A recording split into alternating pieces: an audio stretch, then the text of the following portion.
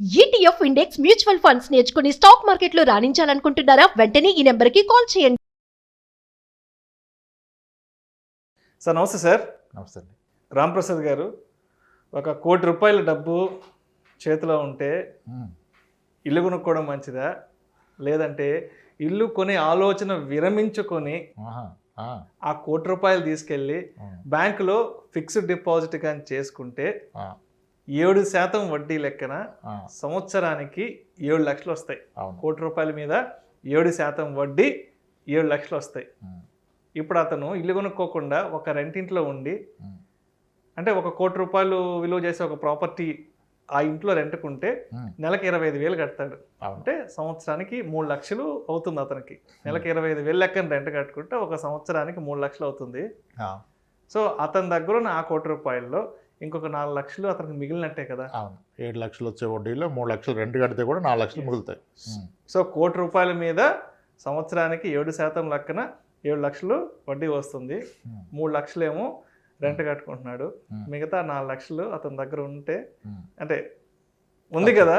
So ఏది better అనుకోవచ్చు అంటారు? ఇది సబ్జెక్టెడ్ టు కండిషన్. ఇది ఎందుకంటే కొంచెం క్రిటికల్ క్వశ్చన్ ఏమైనా అడిగానా? క్రిటికల్ అని కాదు. ఎస్, వినడానికి ఇప్పుడు మీరు చెప్పింది చాలా సింపుల్ ఉంది. ₹1 కోటి ఇల్లు కొంటే తిప్పి కొడితే 25,000కి మించి రెంట్ రాదు.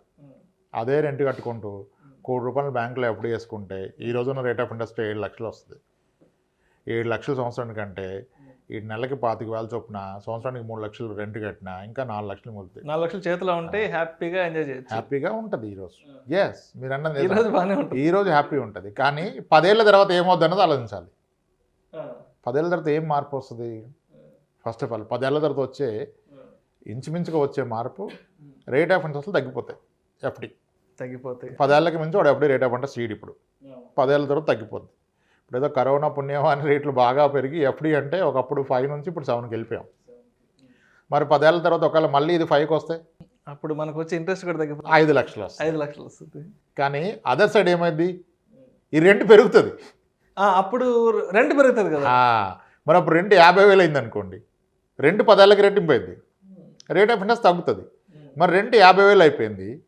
మరి ఇప్పుడు ఆయన 5 లక్షలు వస్తే రెంటే 6 లక్షలు అయింది కదా. ఇంకేం చేస్తాడు వాడు? 1 లక్ష మిగులుతుంది కాదు, రెంటే 6 లక్షలు అయింది, 1 లక్ష తగులుతుంది, మిగలదు. అదే నెలకి 50,000 రెంట్ అయింది అనుకోండి. రెంట్ 6 లక్షలు కట్టాలి, వడ్డీ 5 లక్షలే వస్తుంది కదా. అది ప్రాబ్లం అయిపోద్ది. సో ఈ లాజిక్ కరెక్టా అంటే కరెక్ట్ కాదు. ఎందుకంటే రేట్ ఆఫ్ ఇంట్రెస్ట్లో ఎకానమీ స్ట్రాంగ్ అయిన కొద్దీ తగ్గుతాయి. సో మీకు ఎఫ్డి రేటు తగ్గుతుంది, యాజ్ వెల్ యాజ్ రెంట్ పెరుగుతుంది. మరి ఎలా 10 years తర్వాత బొక్కబర్లో పడిపోతాడు. 25-50 అవుద్ది, ఆబ్వియస్గా డబుల్ అయిపోతుంది. ఇది ఎవరికి కరెక్ట్ అంటే, ఈ మీరు చెప్పిన వ్యక్తి కనుక ఆల్రెడీ ఒక 65 ఏళ్ళు 70 ఏళ్ళలో ఉండి ఏ ఆధారం లేకుండా ₹1 కోటి ఉంటే ఆయన ఇల్లు కొనకూడదు. ఎందుకంటే ఆయన ఉండేదేమో అంటే ఇంక 20 ఏళ్ళు అనుకుంటే ఆ డబ్బులన్నీ ఎఫ్డీలో పెట్టుకొని, ఎఫ్డీలో బ్యాంకులో పెట్టుకొని రెంట్ కట్టగా మిగిలింది ఖర్చులకి ఉంటాయి, ఏ బాధరబంది లేకుండా. ఎందుకంటే ₹1 కోటి బ్యాంకులో వేసి నెలకి 1 లక్ష తిన్నా 100 నెలలు బ్రతికేయచ్చు. 100 నెలలు అంటే ఇంచుమించు ఒక 10 ఏళ్ళు వేసుకో, 10 years. సో 1 లక్ష తిండి కదా, ఇనిషియల్గా 50,000 తింటాడు. రాను రాను ఖర్చులు పెరిగితే పెంచుకుంటాడు. సో అలా అంటే లైఫ్ స్పాన్ తక్కువ ఉన్నప్పుడు ఎస్, ఇప్పుడు మళ్ళీ ఇల్లు కొని ఇల్లు తినలేడు కదా, మళ్ళీ మిగిలిన ఖర్చులకి ఇబ్బంది పడే బదులు మీరు చెప్పింది కరెక్ట్. కానీ ఒక యంగ్స్టరు ఆ డబ్బులు పెట్టి ఇల్లు కొనటం కన్నా ఆ డబ్బులు ఎఫ్డీలో వేయటం కన్నా ఇల్లు కొనటమే కరెక్ట్. యంగ్స్టర్ ఆ ₹1 కోటి ఎఫ్డీలో వేస్తే దాని మీద వచ్చే ఇంట్రెస్ట్ 10 years తర్వాత ఈ రెంట్ కట్టడానికి కూడా సరిపోకపోవచ్చు. కాబట్టి ఆయన ప్రాపర్టీ కొనటమే కరెక్ట్. బట్ స్టిల్ ఇది కూడా మళ్ళీ ఏం కండిషన్ అంటే, ఈ వ్యక్తికి కనుక లోన్ వచ్చే అవకాశం ఉంటే ₹1 కోటి ఉన్న లోన్ తీసుకోవటమే కరెక్ట్. ఏ వ్యక్తి అంటారు? యంగ్స్టర్ సీనియర్ సిటిజన్ లోన్ ఎక్కడ నుంచి వస్తుంది? లోన్ రాదు కదా. రైట్, అందుకే ఇప్పుడు అంటే ఆడియన్స్ డౌట్ క్లియర్ చేయడం కోసం 35 ఏళ్ల వయసులో ఉన్న వ్యక్తి సన్నగా ₹1 కోటి చేతికి అందినా, ఇతను కనుక జాబ్ చేస్తూ లోన్ వచ్చే అవకాశం ఉంటే ఈ ₹1 కోటి పెట్టి ప్రాపర్టీ కొనడం కన్నా లోన్ తీసుకొని ప్రాపర్టీ కొనుక్కొని ఈ ₹1 కోటి ఎక్కడ ఇన్వెస్ట్ చేసుకోవడం ఉత్తమం. సో ద టైం అవుద్ది. ఒకటి ప్రాపర్టీ కొంటాడు, ఆ ప్రాపర్టీకి ఇప్పుడు ఉందేమో 25,000 రెంటు, అతని ఈఎంఐ ఒక 70,000 ఉంటుంది. కోటి రూపాయల ప్రాపర్టీ అంటే అప్పుడు కూడా 25 లక్షలు 30 లక్షలు ఖర్చు అయిపోద్ది. అవునవును 70 లక్షలు లోన్ తీసుకుంటాడు. సో ఒక 60,000 ఈఎంఐ వస్తాయి. ఇతను రెంట్ 25,000 సేవ్ అయితే ఇంకొక 35,000 అంతా కడుతూ పోతాడు దానికి టువార్డ్స్ ఈఎంఐ చొప్పున. కానీ 10 ఏళ్ళు పోతే రెంటే మీకు 50,000 అయిపోతుంది. 50,000 అయిపోతుంది. అప్పుడు పెద్దగా మీరు కట్టేదే ఉండదు అడిషనల్గా. ఇంకా హోమ్ లోన్ ఇంట్రెస్ట్ తగ్గొచ్చు కూడా 10 ఏళ్ళకి. ఇప్పుడు 8-9కి వెళ్ళిపోయినాయి కదా, మళ్ళీ 6-7కి వచ్చేస్తే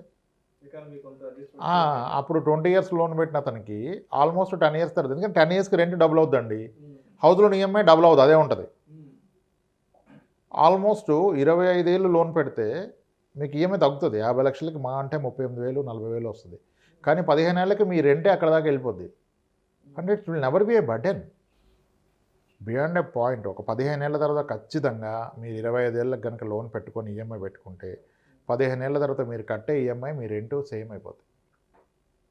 సో కాబట్టి డబ్బులు అన్నెసరీ బ్లాక్ చేయకుండా లోన్ తీసుకోవటం ఉత్తమం. లోన్ రాని వ్యక్తి, వయసు పైబడిన వ్యక్తి మళ్ళీ ఉన్న డబ్బులన్నీ పెట్టి ఇల్లు కొంటే తిండెలా వెళ్తుంది? ఆయన లైఫ్ స్పాన్ తక్కువ ఉంటుంది కనుక, ఆయన లైఫ్ స్పాన్ తక్కువ ఉంటుంది. ఇంకొక 20,000 బతుకుతాడు మా అంటే. నెలకు ఒక 50,000 తీసుకొని రెండో 20,000 కట్టి 30,000 తింటాడు. వయసు పెరిగింది, ఖర్చులు పెరిగాయి, అప్పుడు మొత్తం తీసుకుని తింటాడు. ఏదో ఉంచాల్సిన అవసరం లేదు కదా. ఇక్కడ ప్రాబ్లం ఏంటంటే చాలామంది they are planning to die rich. Properties ఏమి కదలకుండా వీడి జీవితకాలం సగలే చచ్చిపోతాం డిసైడ్ అయిపోయాడు. అది తప్పు కదా. One should not die rich. లైఫ్ని ఎంజాయ్ చేస్తూ ఉన్నది వాడుకొని ఏమి లేకుండా చనిపోయినా పర్లేదు. చనిపోయినాటికి ఏం లేకపోతే ఓకే కదా. బ్రతుకున్నప్పుడు అయితే కాంప్రమైజ్ కాకూడదు కదా. సో అదే అవుతుంది. ఉన్న అమౌంట్ అంతా పెట్టి ప్రాపర్టీ కొనటం కరెక్టా అంటే లోన్ వచ్చే వ్యక్తి అయితే కొనొద్దు. ఇదే చివరి సంపాదన బాబు దీంతో ప్రాపర్టీ కొంటే తింటానికి ఉండదంటే వాడు అప్పుడు కొనొద్దు, అప్పుడు రెంట్ కొనగలరు. సో కేస్ టు కేస్ మీ ఆదాయ మార్గాలు, మీ డిపెండెన్స్ ఎంతమంది, వాళ్ళ అవసరాలు ఏంటి, దాన్ని బట్టి నిర్ణయం తీసుకోవాలి. అంతేగాని సింపుల్ లాజిక్ ఎఫ్డీలో పెడితే 7 లక్షలు వస్తుంది, రెంట్ 3 లక్షలే వస్తుంది. సో ప్రాపర్టీ కొనడానికి ఎఫ్డీలో పెడితే బెస్ట్ అంటే దానికి ఏం కండిషన్ లేదు. It's all condition applies. మన స్థితిగతులను బట్టి, మన ఇన్కమ్ స్టేటస్ని బట్టి అప్పుడు ఈ ₹1,00,00,000 ఏం చేయాలని నిర్ణయం తీసుకోవాలి. బట్ నన్ను అడిగితే ఎట్టి పరిస్థితుల్లో హోమ్ లోన్ వచ్చే అవకాశం ఉన్నట్లయితే దాన్ని ఉపయోగించుకోండి. కావాలంటే ఇప్పుడు మనం ఇంతకుముందు ఒకసారి మ్యాక్స్ గెయిన్ లోన్ అని మాట్లాడాం. చాలా బ్యాంక్స్ ఇస్తున్నాయి. మీ లోన్ అకౌంట్లో ఎంత అమౌంట్ మీరు మెయింటైన్ చేస్తే అంత లోన్కి ఇంట్రెస్టే పడదు. ఇప్పుడు ₹1,00,00,000 ఉంది, అయినా వీడు ₹1,00,00,000 హోమ్ లోన్ తీసుకున్నారు ఒక వ్యక్తి, తీసుకుని ఆ మ్యాక్స్ గెయిన్ అకౌంట్లో ₹1,00,00,000 బ్యాలెన్స్ మెయింటైన్ చేశారు. అప్పుడు ఏమైంది? మీ హోమ్ లోన్కి ఏం కట్టాల్సిన అవసరంలా, అంటే ఇంట్రెస్ట్ కట్టాల్సిన అవసరం లేదు, ఇంట్రెస్ట్ ఫ్రీ అయిపోయింది కదా. సో కాబట్టి ఎట్టి పరిస్థితుల్లో హోమ్ లోన్ అనేది ఒక bigger opportunity in life. Home loan తీసుకొనే ఇల్లు కొనండి, లోన్ లేకుండా ఇల్లు కొనొద్దు. మీ దగ్గరున్న మనీ కనుక అన్టాక్స్డ్ మనీ, బ్లాక్ మనీ, క్యాష్ ఉంటే అప్పుడు ఆప్షన్ లేదు మీకు. ఆడు తీసుకుంటే మీరు డబ్బులు వదిలించుకోవాల్సిందే కదా. ఎవరికైనా ఇప్పుడు ఆర్డ్ క్యాష్ ఒక లగేజ్ అయ్యి దాన్ని ఉంచుకోలేరు ఇంట్లో, వాళ్ళు కొనుక్కోవడం కరెక్ట్. కానీ ట్యాక్స్ పేయరు హోమ్ లోన్ లేకుండా ఇల్లు కొనడం అనేది తప్పని నా ఉద్దేశం అండి. మీకు ₹1,00,00,000 లాజిక్తో ఇల్లు కొనకూడదు. Thank you sir, thank you so much Ramprasad garu. ₹1,00,00,000 చేతిలో ఉంటే ఎఫ్డీలో వేసుకుంటే బెనిఫిట్టా, లేదంటే తీసుకెళ్ళి ఇల్లు కొనుక్కుంటే బెనిఫిట్టా అనే అంశం గురించి కుండ బద్దల కొట్టినట్లు చాలా క్రిస్టల్ క్లియర్గా మీ అనాలిసిస్ తెలియజేశారు sir. Thank you so much sir. Thanks అండి.